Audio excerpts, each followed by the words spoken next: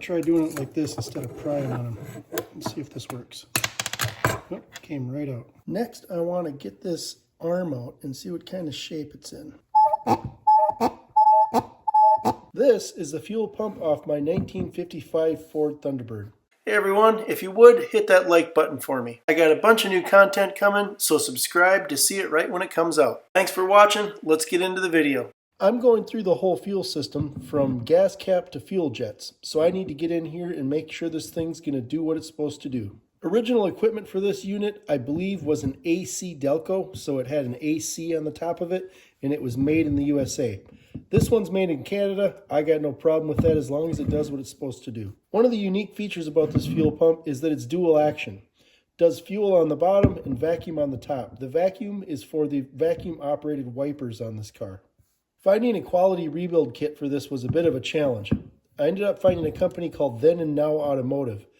I gave them this number right here, 4406. And they told me what I needed was a kit for a AC 4406. So they sent me one out, and hopefully that's what we need. So let's get this thing apart and see how it goes back together. Just a side note, I did look at the option of getting a brand new one. Airtex makes a replacement pump, but unfortunately, from what I read on the internet, a lot of people are having some pretty major problems with them. So my only option really is to rebuild this.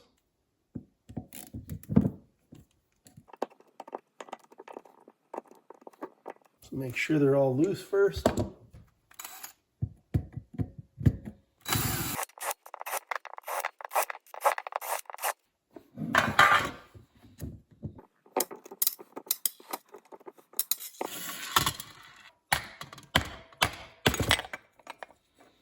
Apparently there's a spring under there. Watch out.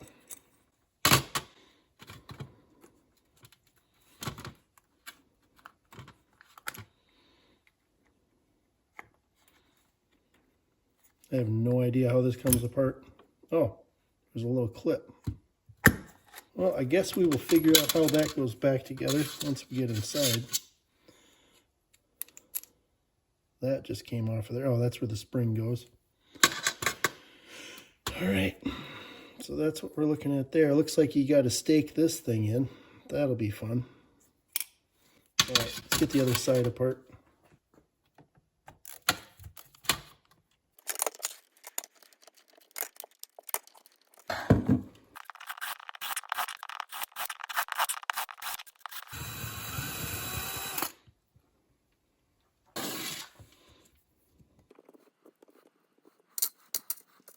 Looks like all the screws are the same.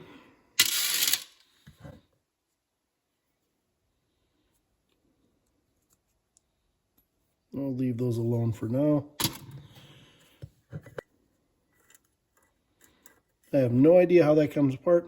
I'm going to go figure it out. Be right back.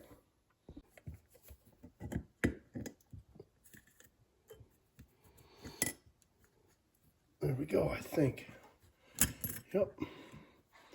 Got a little slot on it. Thing was oily.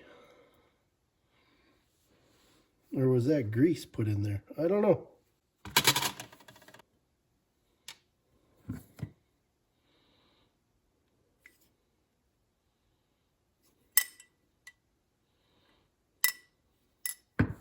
Offline, I scrubbed everything down with a chop brush and some gasoline.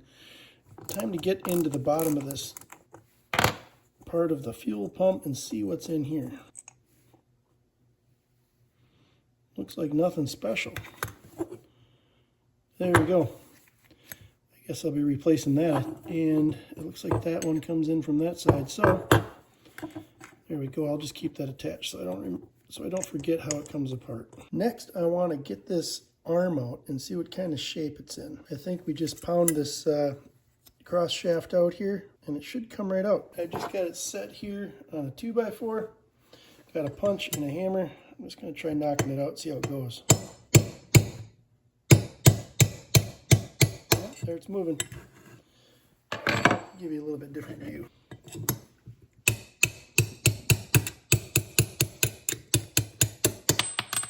There we go. Just a cross shaft. All right, let's see what we got here.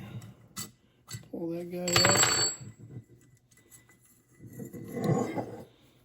So we got a couple washers. And it looks like a bushing. Yep. This thing just rides in there.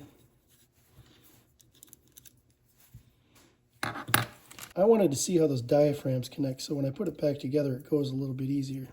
So let's have a look. So this is the fuel side. Looks like it just clips on right there like that. And the air side is right there. It looks like it just slides into here, and then you turn it. And that's what you end up with. All right, that should help us when we go to put it back together. Okay, next let's have a look at this pivot shaft. This is the one that came out of here and ran through this. Just a reminder. Oh, we're losing it already. This one's got a little bit of step wear right here. And here's the bushing that it rides in.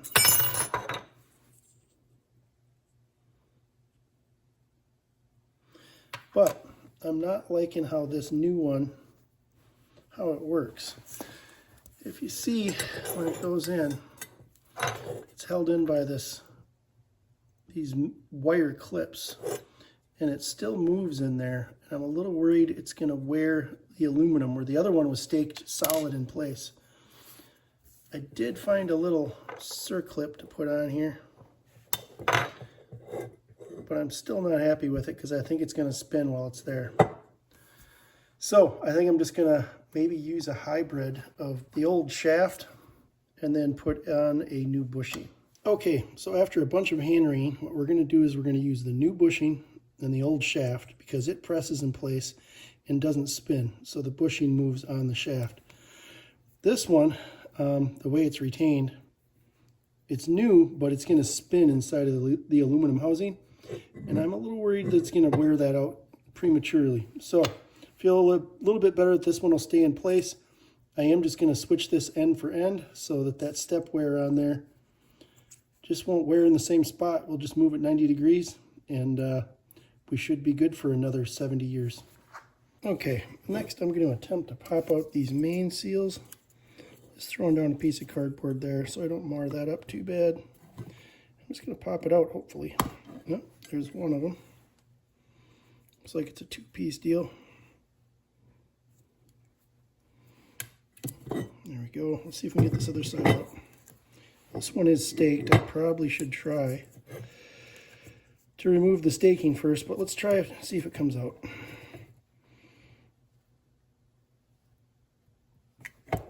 Not with that one. Bigger pry bar. Yep, there we go.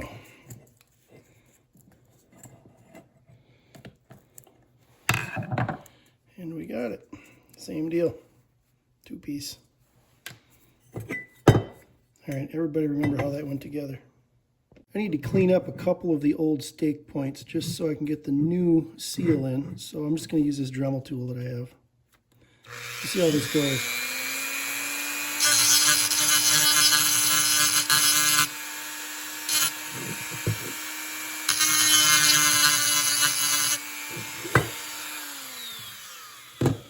There, hopefully that'll slide right in. I've got the two new seals. Let's try putting this first one in where we had to grind away those staking points. So the idea I had was I would slide it in under those first. Is that going to work? There they are.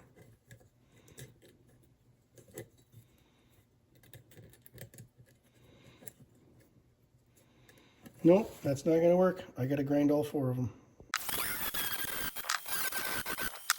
All right, that should be good. Let me go clean this dust off of here. All right, now let's try to get this seal in. Oh yeah, falls right out. That's why it was staked, I bet. Comes out too easy. All right, so we are going to have to restake that one. Let's try the other side, see how that goes.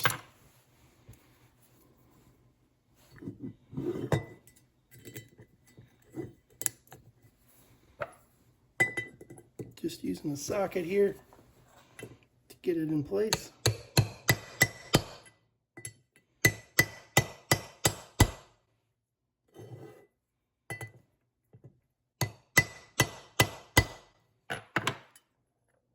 Looks like it's bottomed out. That should be good. And I think that side has a spring pushing on it. Alright, let's do that first side we tried that was staked before. Get that thing put in place. It's bottomed out.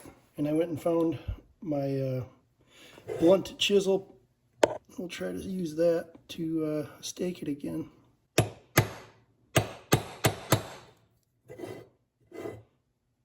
Don't know if that's working. Need a bigger hammer. Oh yeah, that did it. I'm just reusing the old ones. I think that's all of them. Okay, pull these guys out next. Ooh, that one came out real easy. And then this one as well.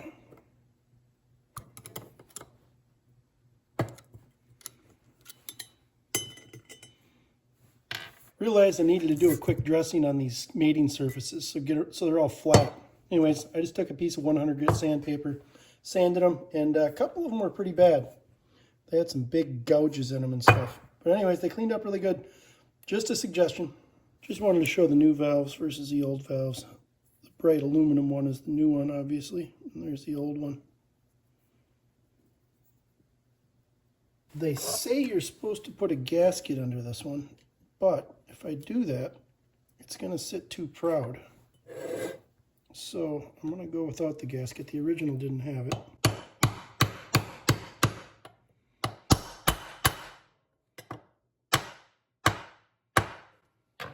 Yeah, it's still sitting a little proud. But I'm going to go with it. I think we're okay. The other one was too.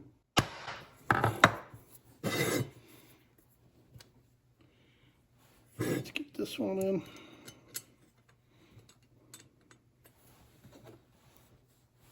Again, just using a socket to pound these in.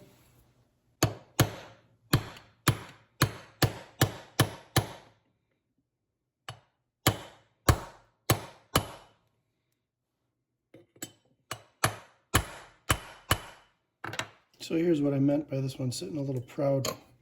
It's got this thick gasket that goes over this. And then this goes on the top. Well, hopefully we won't have any problems.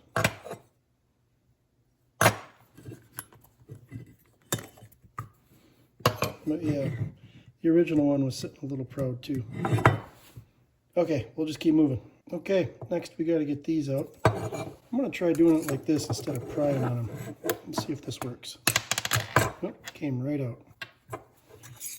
Just got to remember which way these go. That one's up, that one's down. All right. Try this one. That one's out too. Here we go. Okay, on this one, I'm going to try these gaskets that he recommended putting in since they came in the kit. They are a little fiddly.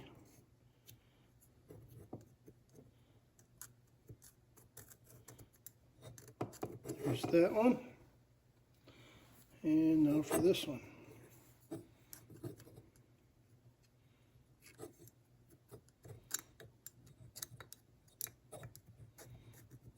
There we go. I gotta find something to hit on. That is not gonna cut it. Okay, we'll go over to the vise. Okay, here we are at the vise. Gasket's in. This one faces up. And carefully putting the socket on here so I don't mess that up.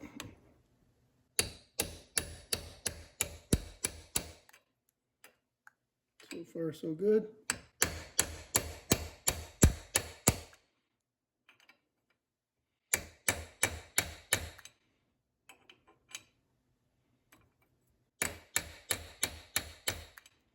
All right, that's that side. Flip it around. It's got fins and all sorts of stuff I don't want to hurt.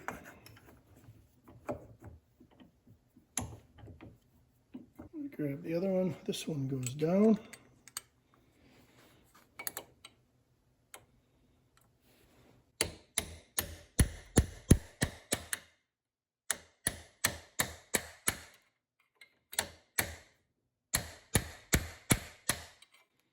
And there we go. The top part is done. Okay, next is these big ones. Just gonna knock this one out from this side here.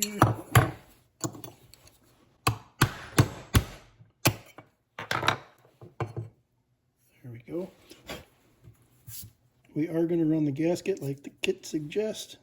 Just gonna slide this guy in here.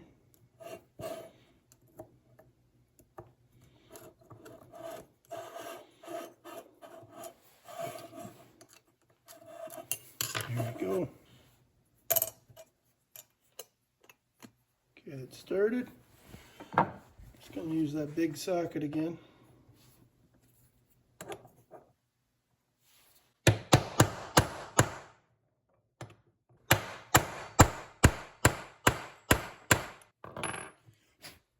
Kind of don't like using those gaskets. You can't really tell when you're bottoming out. But I think we're good there. Now I got to yank this one out. There's a little cardboard again. Probably going to destroy this poor thing. Yep. There we go. Again, we're going to go with the gasket because the kit said to. It must be right. Guy's been making these kits a long time, so I'm just going to trust him. I'm a little paranoid that I didn't put it on the top too, but hopefully I'll be able to get to sleep at night. This one goes up, if I remember right. They don't have to wall up on it so hard. It's going in sideways. Adjusted for it a little bit. Let's see if we can get it to go the rest of the way now. Man, really having to slam on this thing to get it to move.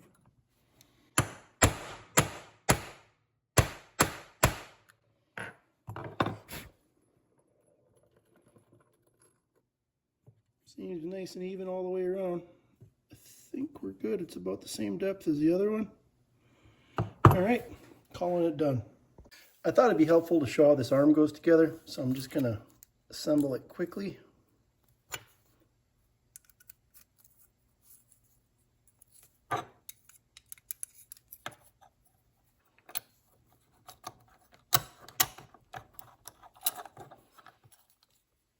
And there we are.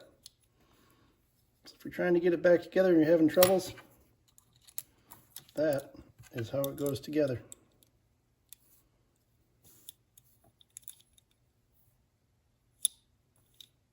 All right, let's put that arm back in. That's where the spring goes, right there. And then the arm has that little nipple on there that goes on the spring. And we're going to put this back in there.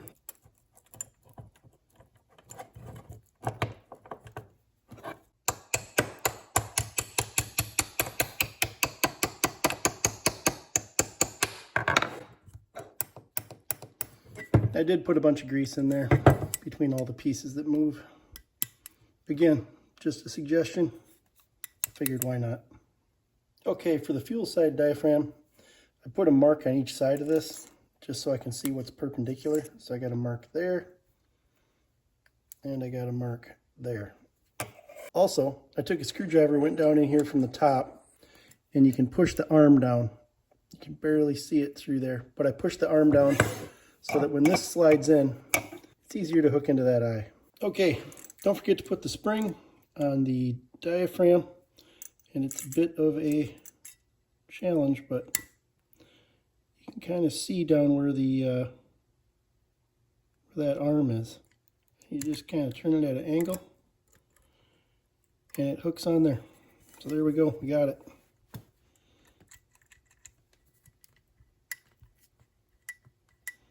All right, let's put this cover on.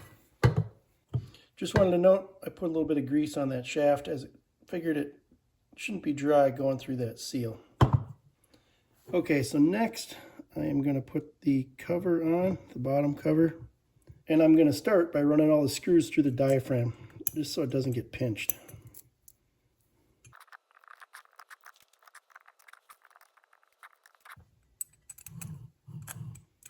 Okay, I'm going to start all the screws.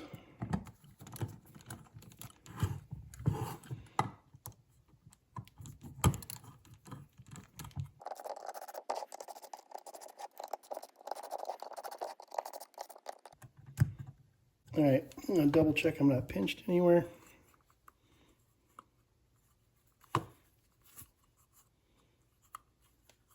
Well, it looks good. Start running them down.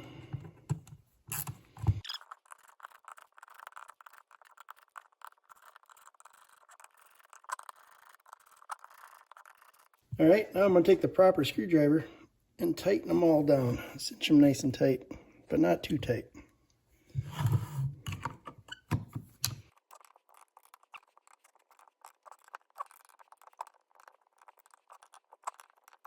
There, nice and tight.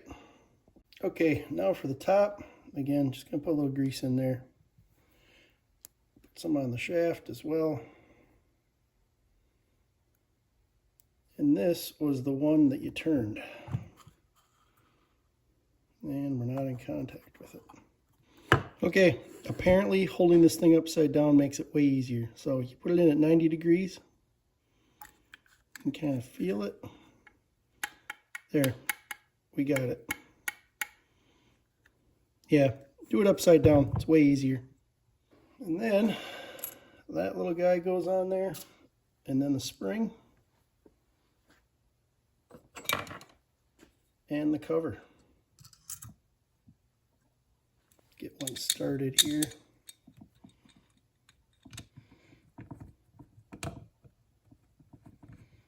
There, got it. Just a few threads hanging on there.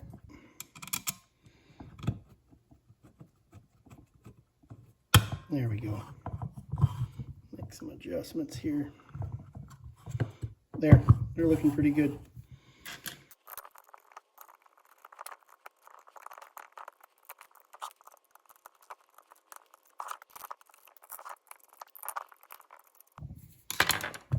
All right.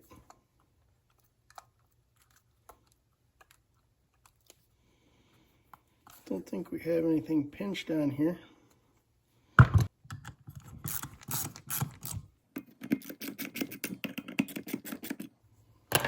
Look all the way around. Looks pretty good. Let's go for it.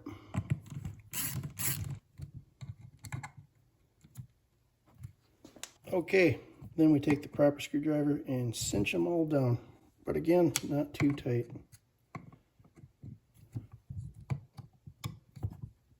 There, they all feel right. Okay, now for the bottom, we got bolt that goes through. Slide that through the rubber. I'm going to put a little teeny bit of grease right on those threads, just to future-proof it. Looks good in there.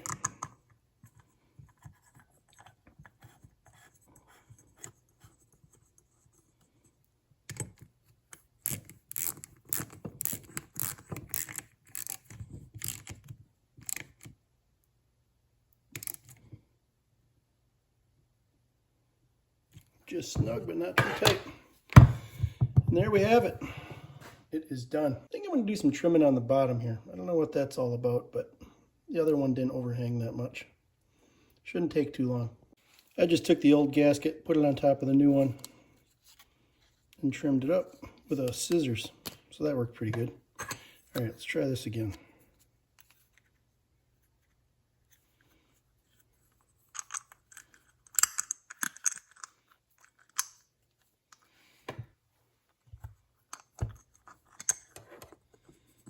Much better.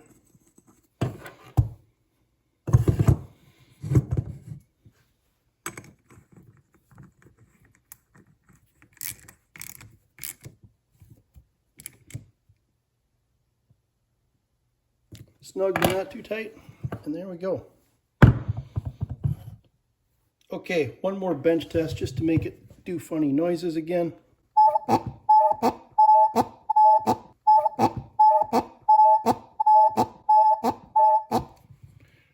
It works. Well, we'll see if it works once I get it back on the Thunderbird.